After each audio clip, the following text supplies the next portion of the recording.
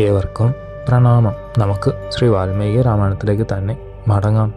കേസരി തുല്യനായ രാമൻ മഹാരാജ ദശരഥ പുത്രനാണ്. ഒറ്റയ്ക്ക് ഖരൻ, ത്രിശിരസ്, ദൂഷണൻ എന്നിവരെ ഹനിച്ച രാമൻ്റെ പരാക്രമത്തിന് തുല്യം ഈ ലോകത്തിൽ വേറെ ആർക്കുമില്ല. അന്തക തുല്യനായ വിരാതനെ വധിച്ചതും മറ്റാരുമല്ല. രഘുപതിയുടെ സൽഗുണങ്ങളെപ്പറ്റി പറയുവാനുള്ള ശേഷി ഈ ഭൂമിയിൽ ഒരാൾക്കും തന്നെയില്ല. ജനസ്ഥാനത്തിലുള്ള അരക്കന്മാരെ മുഴുവൻ നിഗ്രഹിച്ചുവല്ലോ. അനുജൻ അഗ്രജനെ പോലെ ധർമ്മിഷ്ഠനും വിക്രമിയുമാണ്. ഗജേന്ദ്ര തുല്യനാണെന്ന് ഓർക്കണം. ലക്ഷ്മണബാണത്തിന് ലക്ഷ്യമായാൽ അമരനാഥൻ കൂടി നിർജീവനായി വീഴും. ആദിത്യദേവന്റെ പുത്രന്മാർ തന്നെയാണ് ശ്വേതനും ജ്യോതിർമുഖനും. വരുണന്റെ തനൂജനായി ഹേമകൂടൻ എന്നൊരു വലിമുഖനുണ്ട്. മഹാബലവാനായ നളൻ വിശ്വകർമ്മസുതൻ, ഊർജസ്വിയായ ധുർധരൻ വസുനന്ദനൻ, സർവരാക്ഷസന്മാരിലും ശ്രേഷ്ഠനായ വിഭീഷണൻ തിരുമേനിയുടെ അനുജൻ, ലങ്കാരാജ്യാധിപസ്ഥാനം സ്വീകരിച്ച് രാഘവ ഹിതമേകി വാഴുന്നു. സുവേലാദ്രി പാർശ്വത്തിൽ സേനാസന്നിവേശം ചെയ്ത കവി സൈന്യങ്ങളെപ്പറ്റി അറിയാവുന്നത് അടിയൻ ഉണർത്തി. ഇനി ഇവിടുന്ന് അങ്ങോട്ട് വേണ്ടതെല്ലാം അഭീഷ്ടദാതാവായ തിരുമേനിയാണ്. അക്ഷോഭ്യ ബലശാലിയായ ശ്രീരാമൻ സുവേലാദ്രി സമീപത്തിൽ അതുല്യ വാനര സൈന്യത്തോടിരിക്കുന്ന വർത്തമാനം ചാരന്മാരിൽ നിന്നറിഞ്ഞ രാവണന്റെ ഹൃദയം വീണ്ടും തരളിതമായി. നെഞ്ചിടിപ്പോട് തന്നെ അമാത്യന്മാരോട് പറഞ്ഞു, നീതിജ്ഞന്മാരായ മന്ത്രിമാരെല്ലാം അതിവേഗം വരട്ടെ. വേണ്ടത് ആലോചിച്ച് തീർച്ചപ്പെടുത്തേണ്ട സമയം വന്നു ചേർന്നു കഴിഞ്ഞു. ദശഗ്രീവന്റെ അരുളപ്പാട് കേട്ട് അമാത്യന്മാർ അതിവേഗത്തിൽ എത്തി. നിശാചര ശ്രേഷ്ഠരായ സജീവന്മാരോടുകൂടി മേലിൽ വേണ്ട കാര്യങ്ങൾ ആലോചിച്ച് തീർച്ചപ്പെടുത്തിയ രാവണൻ അവരെയെല്ലാം പിരിച്ചയച്ച് അരമനയിലേക്ക് പോയി. ഊർജിതനായ നക്തഞ്ചരനും മായാവിയുമായ വിദ്യുജ്ജുഹനെയും കൂട്ടി മഹാമായനായ ലങ്കേശ്വരൻ വൈദേഹി സമീപത്തിലേക്ക് പുറപ്പെട്ടു. പോകുന്ന വഴിക്ക് വിദ്വജ്ജുഹനോട് ഇപ്രകാരം അരുളി ചെയ്തു: നമുക്ക് മായ കാട്ടി ജനകരാജപുത്രിയെ സീതയെ മോഹിപ്പിക്കണം. മായ കൊണ്ട് രാമൻ്റെ തലയും വില്ലും അമ്പും തീർത്ത് അവയുമെടുത്ത് എൻ്റെ അടുത്തേക്ക് വരണം. അവിടുത്തെ ആജ്ഞ പോലെ എന്നു പറഞ്ഞ വിദ്വജ്ജുഹനിൽ മഹാരാജാവ് ഏറ്റവും സന്തുഷ്ടനായി. ഒരു ദിവ്യാഭരണം പാരിതോഷികമായി നൽകി. സീതാ സന്ദർശനത്തിൽ അത്യാഗ്രഹം എന്ന രാവണൻ അശോകവനികയിൽ പ്രവേശിച്ചു. ദുഃഖത്തിന് അനർഹയായ ദേവി വ്യസനം തന്നെ രൂപം കൊണ്ടതുപോലെ വെറും മണ്ണിൽ മുഖം താഴ്ത്തി ഭർത്താവിനെ തന്നെ സദാ സ്മരിച്ച് അവർണ്ണനീയ ദിവ്യത്വമുള്ള രാമനാമം ജപിച്ച് ഘോര രാക്ഷസികളുടെ നടുവിൽ അശോകവനികയിലെ ശിംശിബ വൃക്ഷച്ചുവട്ടിലിരിക്കുന്നത് കുബേരാനുജൻ കണ്ടു. വലിയൊരു സന്തോഷ വർത്തമാനം സീതയോട് പറയുവാനെന്ന പോലെ അരക്കൻ കൂസലില്ലാതെ മൈഥിലിയോട് ഇപ്രകാരം പറഞ്ഞു: സീതേ, ഞാൻ സാമവാക്കുകൾ പറഞ്ഞപ്പോൾ ആരെ കണ്ടിട്ടാണോ നീ തുള്ളി ഉറഞ്ഞു? ഭദ്രേ, കരനെ വധിച്ച ആ രാമൻ നിന്റെ ഭർത്താവ് യുദ്ധത്തിൽ ഹതനായി. സീതേ, നിന്റെ അഹങ്കാരത്തിന് ഞാൻ കെടുത്തി, നിന്റെ ധൈര്യത്തിൻ്റെ വേരറുത്തു. സ്വയം ചെയ്ത അനർത്ഥത്താൽ നീ എൻ്റെ ഭാര്യയാകും. ഹേ മൂടെ, ചിന്ത വെടിയൂ. മരിച്ചവൻ ഇനി എന്താണ് ചെയ്യുക? മംഗളരൂപേ, എൻ്റെ പത്നിമാരുടെയെല്ലാം അധീശ്വരിയായി വാഴുക. പുണ്യം ക്ഷയിച്ചവളെ, ഐശ്വര്യം നശിച്ചവളെ, മൂടെ പണ്ഡിതമാനിനി. വൃത്രവധത്തിന് സദൃശമായ ഭർത്തൃവധം ഘോരവും ദാരുണവുമായ രാമനിഗ്രഹം കേൾക്കൂ. സാഗരതീരത്തിൽ എന്നെ കൊല്ലുവാൻ രാമൻ എത്തിച്ചേർന്നുപോൽ. കവീന്ദ്രനായ സുഗ്രീവനും വൻ പടകളും ഒന്നിച്ചു തന്നെയുണ്ട്. സൂര്യാസ്തമയ ഘട്ടത്തിലാണ് ആ രാമൻ പെരും പടയോടുകൂടി സമുദ്രത്തിൻ്റെ ഉത്തരതീരത്തെ ആക്രമിച്ച് അധീനത്തിലാക്കിയത്. വഴി നടന്ന ക്ഷീണത്താൽ തളർന്നുറങ്ങുന്ന പടകളെ അർദ്ധരാത്രിയിൽ എൻ്റെ ചാരന്മാർ ആദ്യം നോക്കിക്കണ്ടു.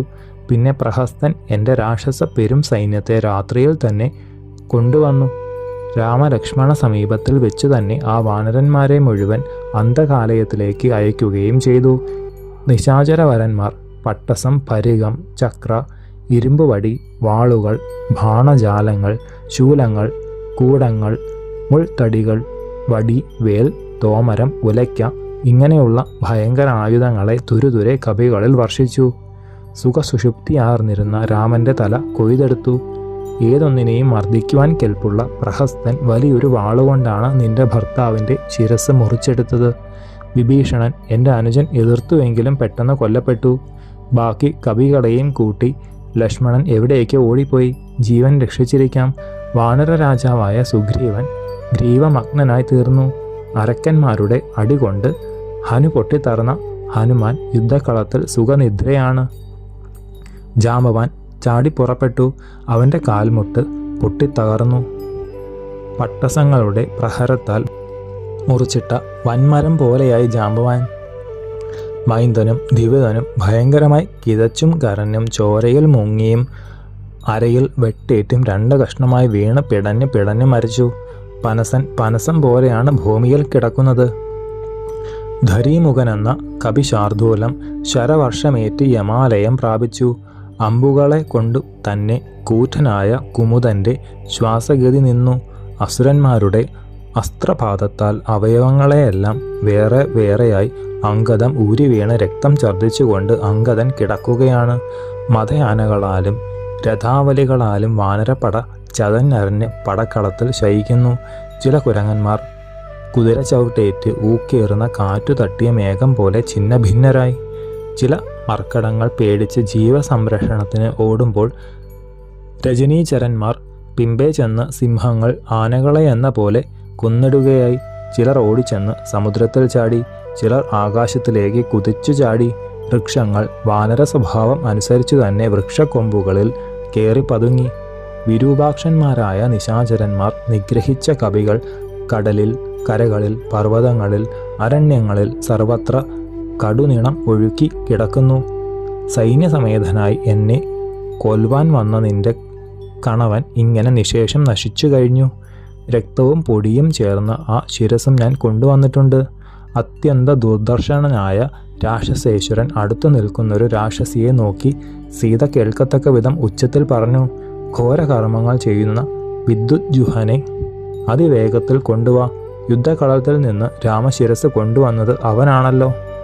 വിദ്യുജ്ജുഹാനാകട്ടെ തലയും വില്ലും അമ്പുമെടുത്ത് രാവണന്റെ പുരോഭാഗത്തിൽ താണു വന്ദിച്ചു നിന്നു. മഹാജുഹനായ അവനോട് തമ്പുരാനായ ദശാസ്യൻ ആജ്ഞാപിച്ചു, ആ ശിരസും ചാവബാണങ്ങളും സീതയുടെ മുമ്പിൽ വയ്ക്കൂ. പാവം സീത ഭർത്തൃശിരസെങ്കിലും കണ്ട് സമാശ്വസിക്കട്ടെ. ആ നക്തഞ്ചരൻ പ്രിയദർശനമായ ആ തലയെ സീതയുടെ അടുത്ത് വെച്ച് അതിവേഗത്തിൽ അവിടെ നിന്ന് പോയി അപ്രത്യക്ഷനായി. രാവണൻ ആ വില്ല് വലിച്ചെടുത്ത് 3 ലോകങ്ങളിലും പേർ പുകഴുന്ന രാമൻ്റെയാണിത് എന്ന് പറഞ്ഞ് സീതയെ കാണിച്ച് തുടർന്നു, സീതേ, നിന്റെ രാമൻ്റെ കുലയേറ്റിയ കാർമൂകമാണിത്. രാത്രിയിൽ ആ മനുഷ്യനെ കൊന്ന് കൊണ്ടുവന്നതാണ്. ഇങ്ങനെ ശ്രീരാമശിരസും ഗോദണ്ഡവും മായ കൊണ്ട് നിർമ്മിച്ച വിദ്യുജ്ജുഹനെ കൊണ്ട് അവയെ സീതയുടെ മുന്നിൽ ഇടുവിച്ചു. രാവണൻ സീതാദേവിയോട് മധുരമായി പറഞ്ഞു, ഇനി യാതൊന്നും സംശയിക്കാതെ എന്നോട് ചേരുന്നതാണ് ഏറ്റവും ഉത്തമമായിട്ടുള്ളത്. ആ ഉത്തമ ശിരസും മികവേറുന്ന കാർമൂകവും ഹനുമാൻ വാഴ്ത്തപ്പെട്ട സുഗ്രീവ സഖ്യവും ഭർത്തൃസദൃശമായ മുഖവും കണ്ണുകളും നിറവും മുടി പറ്റിപ്പിടിച്ച നെറ്റിയും ദിവ്യരത്നാലംകൃതമായ ചൂടാമണിയും നോക്കിയ സീത ലക്ഷണങ്ങളെല്ലാം ഒത്തതു മനസ്സിലാക്കി പെണ്ണാടുപോലെ ദീനദീനം കരഞ്ഞ് ഭരതമാതാവിനെ പഴിച്ചു തുടങ്ങി.